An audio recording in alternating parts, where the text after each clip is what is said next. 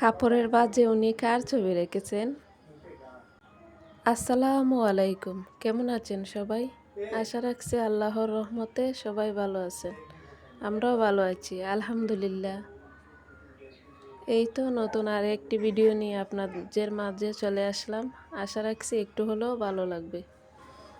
ভালো লাগলে প্লিজ একটি লাইক দিবেন, কমেন্টস করবেন, আপনাদের মূল্যবান মতামত জানাবেন, পাশে থাকবেন। দুপুরবেলা থেকে ব্লগটি শুরু করছিলাম।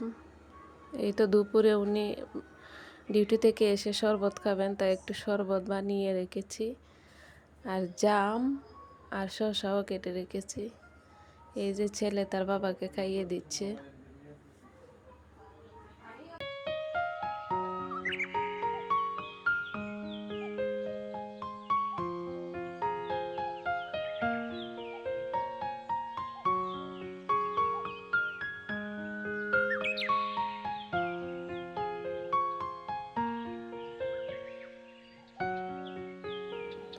বাড়িতে চলে যাব, তাই অনেক কিছু রান্না করে আদিবার আব্বুর জন্য রেখে যাচ্ছি, যাতে উনি গরম করে করে খেতে পারেন। 3টা থেকে রান্না শুরু করেছিলাম, রাত প্রায় 7টা বেজে গেছে।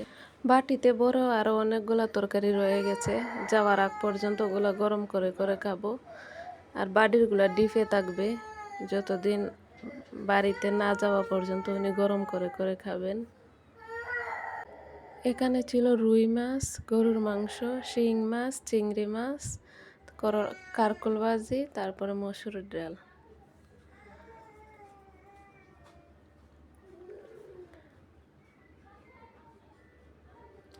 সব কিছু গুছিয়ে রেখে অনেক গরম লেগেছে,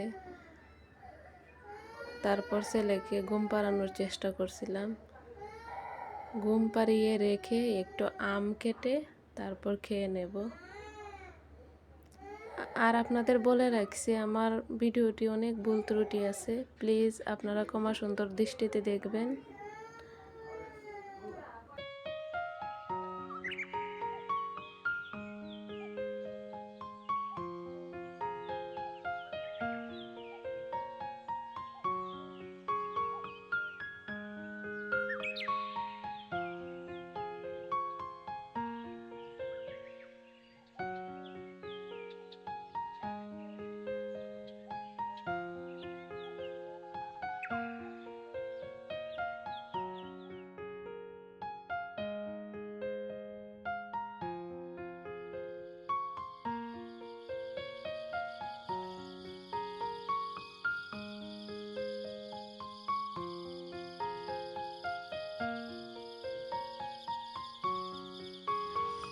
এই তো আম কেটে নিয়েছি,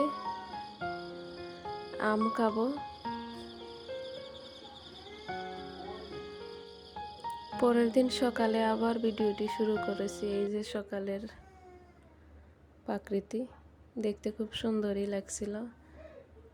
একটু হাঁটাহাঁটি করছিলাম বাচ্চাদের নিয়ে। তারপর নাস্তা বানাতে হবে, ওনার অফিসে পাঠাতে হবে।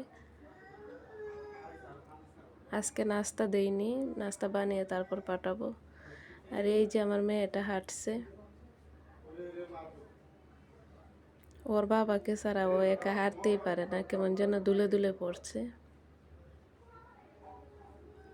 এসে অনেক সময় লেগেছে। এই যে রুটি বানিয়েছি, শসা গাজর কেটে নিয়েছি, আর আগের দিনের তো তরকারি আছে, তরকারি দিয়ে অফিসে পাঠিয়ে দেব।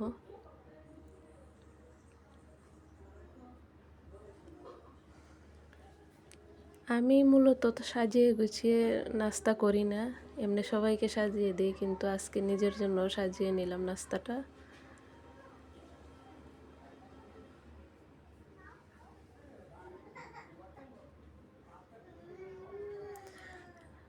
ডিমটা খালি হাতে নিয়েছি, মুখে দেব, এরই মধ্যে আমার ছেলে উঠে গেছে। ঘুম পাড়িয়ে দিয়েছিলাম, একটু সময় ঘুমিয়েছে, আবার উঠেও গেছে।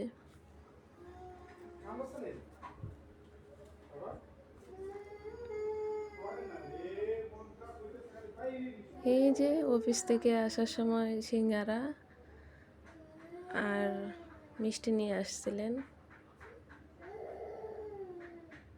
আমার মেয়ে মিষ্টির প্লেট নিয়ে দৌড় দিয়েছে।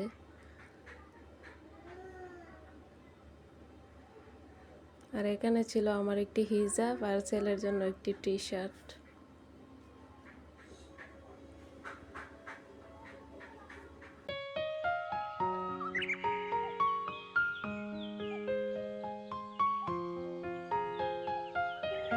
আর আমার রুমটা খুবই অন্ধকার, কোনটা রাত কোনটা দিন বোঝা যায় না, বাতিটা অফ ছিল।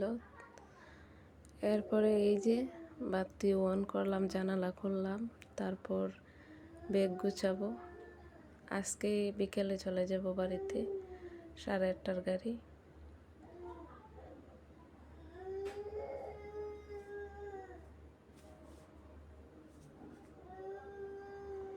আসলে ছোট্ট বাচ্চা নিয়ে গেলে কত কিছু নিতে হয় টুকটাক।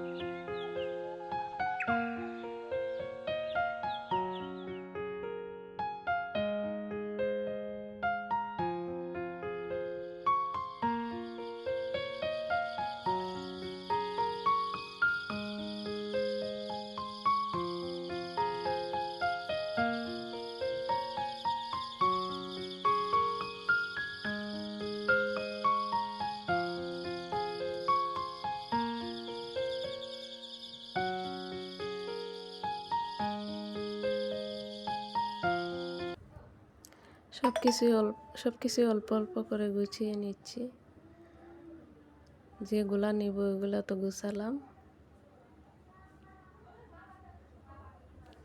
আর বাকি কাপড়গুলাও সবগুলা ভাঁজ করে ওয়ারড্রোবের ড্রয়ারে, যার যার ড্রয়ারে যার যার কাপড় রেখে দিছি।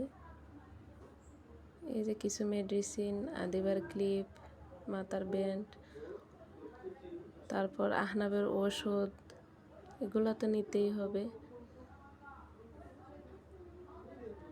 আর এখানে ছিল আমার ছোট ভাইয়ের 2টা পাঞ্জাবি, আমার ভাই বানিয়ে দিয়েছে ঈদের জন্য, তাই আমার সাথে করে নিয়ে যাচ্ছি, ও পরে যাবে ওর দুলাভাই এবং আমার ভাইদের সাথে।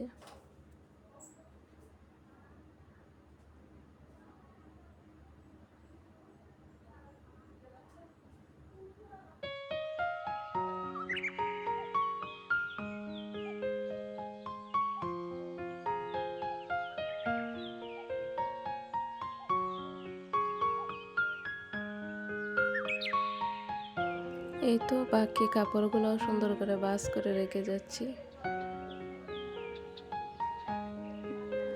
বাড়িতে যখন থাকবো এসে ওয়ারড্রোবটা গুছানোই পাবো, শুধু আদিবার আব্বুর ড্রয়ারটা উনি লাড়বেন, এগুলো কোনো ধরবেন না।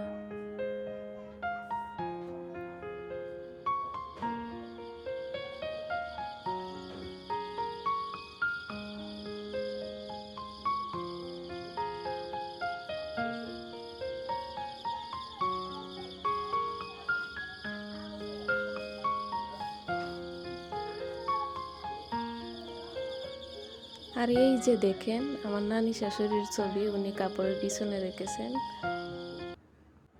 আসলে উনি তো দুনিয়াতে নাই, আল্লাহ ওনাকে জান্নাতবাসী করুক, আমিন। আর আদিবার আব্বু ওনার নানিকে অনেক ভালোবাসেন, ছবি পিছনে রেখেছেন যাতে কাপড় নিতে গেলেও দেখতে পান। আর মোবাইলে তো ছবি আছেই।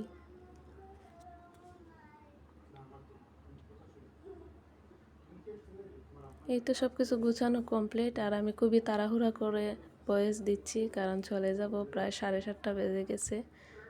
8:30টার গাড়ি, আগে থেকেই যেতে হবে। ভালো থাকবেন সবাই। আল্লাহ হাফেজ। আসসালামু আলাইকুম।